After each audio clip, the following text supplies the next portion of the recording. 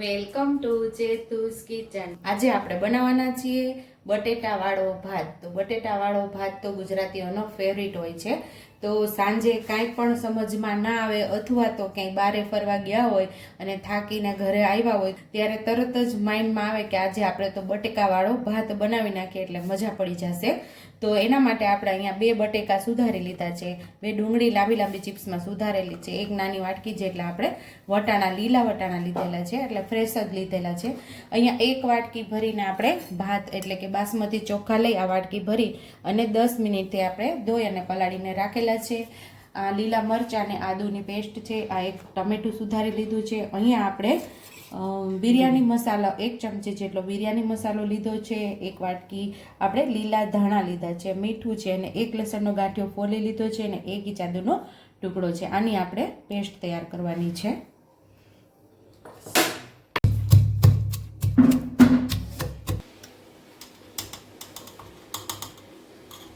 આપણે 1 ચમચી જેટલું લાલ મરચું પાવડર ઉમેરી અને સરસ ચટણી તૈયાર કરી લઈશું। તીખું તમે જે પ્રમાણે ખાતા હોય એ પ્રમાણે લાલ મરચું પાવડરનો ઉપયોગ કરવાનો છે। અહીંયા આપણી લસણવાળી ચટણી તૈયાર થઈ ગઈ છે અને આની અંદર આપણે 1 ચમચી લાલ મરચું પાવડર ઉમેરેલું છે। તમને જે પ્રમાણે તીખું ફાવતું હોય એ પ્રમાણે લાલ મરચું પાવડર વધુ ઓછું તમે કરી શકો છો। ગેસ ચાલુ કરીને આપણે કુકર રાખી દીધું છે અને 1 થી 1.5 ચમચા જેટલું આપણે તેલ ઉમેરશું। તો અહીંયા આપણું તેલ સરસ ગરમ થઈ ગયું છે। તો અહીંયા ખડા મસાલા 3 ચક્રી ફૂલના ટુકડા લીધા છે એટલે 3 ચક્રી ફૂલની પાકડી લીધી છે, તજના ટુકડા અને 3 લવિંગ લીધા છે, આપણે તેલમાં ઉમેરી દઈશું।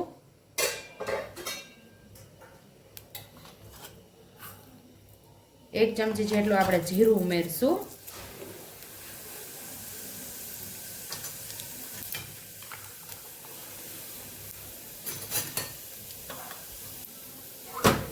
જીરું ફૂટી જાય એટલે થોડી હિંગ ઉમેરશું। પછી ડુંગળીને આપણે ઉમેરી દેવાની છે, ડુંગળી સાતળવાની છે। ડુંગળીને આપણે સરસ સાતળી લેવાની છે, લાઈટ પિંક કલરની થાય ત્યાં સુધી આપણે ડુંગળીને સાતળવાની છે। અહીં આપણે મરચાંની પેસ્ટ ઉમેરી દઈશું।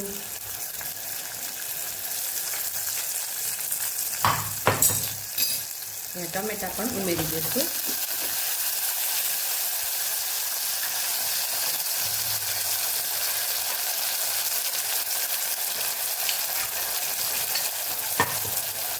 અહીંયા આપણે લસણવાળી પેસ્ટ તૈયાર કરી લઈએ, એ પણ ઉમેરી દઈશું।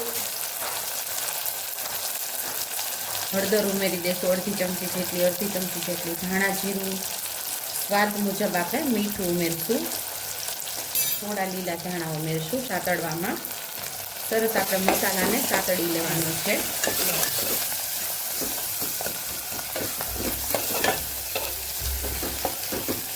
મસાલાને વ્યવસ્થિત આપણે સાતળી લેવાનો છે। ગેસ આપણે ધીમો રાખ્યો છે, ધીમા ગેસ ઉપર આપણે ચટણીને સરસ સાતળી લેવાની। લાલ મરચું પાવડર ઉમેરીને લસણવાળી જે ચટણી ઉમેરેલી એ ટમેટા સાથે સરસ સાતળી લેવાની છે અને ગેસ આપણો ધીમો છે। ધીમા ગેસ ઉપર સાતળશું તો મસ્ત એવો સતળાઈ જશે આપણો મસાલો ને ભાતમાં સ્વાદ પણ બહુ મસ્ત એવો આવશે। અહીંયા આપણે વટાણા અને બટેકાને ઉમેરી દઈશું। ગેસ આપણે વધારી દીધો છે।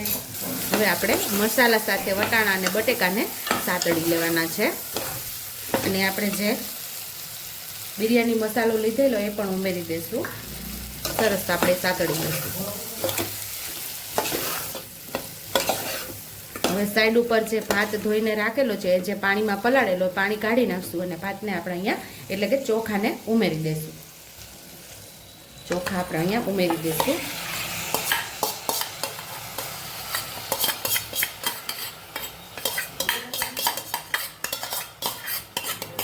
હળવા હાથે આપણે હલાવીને મિક્સ કરી દઈશું।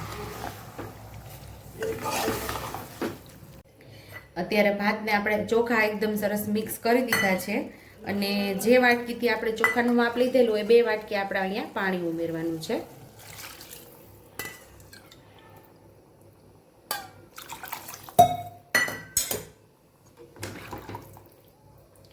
કુકર બંધ કરીને આપણે 3 સીટી લઈ લઈશું। અહીં આપણા ભાતમાં 3 સીટી થઈ ગઈ હતી અને જાતે જ હવા રિલીઝ થઈ ગઈ છે। હવે આપણે ખોલીને જોઈ લઈશું।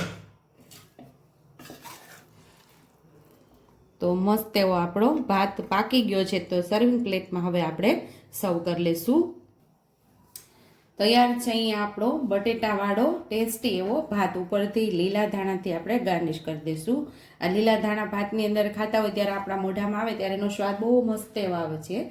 જો તમને મારી રેસીપી પસંદ આવી હોય તો મારી રેસીપીને લાઈક કરજો, શેર કરજો, સબસ્ક્રાઈબ કરજો, બેલ આઇકોનને દબાવતા ભૂલતા નહીં અને કમેન્ટ બોક્સમાં કમેન્ટ કરજો કે મારી રેસીપી કેવી લાગી.